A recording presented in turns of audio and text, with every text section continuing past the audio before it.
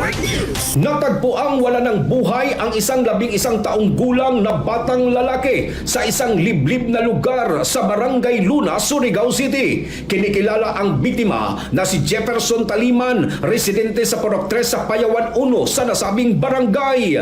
Ayon sa ulat, kamakailan lamang ay naiulat na nawawala ang bata matapos hindi na makauwi sa kanilang bahay. Agad namang dumulog sa mga otoridad ang kanyang pamilya noong Abril 9 upang i-report ang kanyang pagkawala. Nadiskubre ang bangkay ng mga residente matapos nilang mapansin ang umaalingasaw na masangsang na amoy sa tabing ilog sa nasabing lugar. Kaagad itong inireport sa Surigao City Police Station na agad namang rumisponde. Pagdating ng mga otoridad, nasa advanced stage of decomposition na ang katawan ng biktima. Dumating ang Scene of a Crime Operative o SOCO upang magsagawa ng investigasyon at iproseso ang pinangyarihan ng krimen.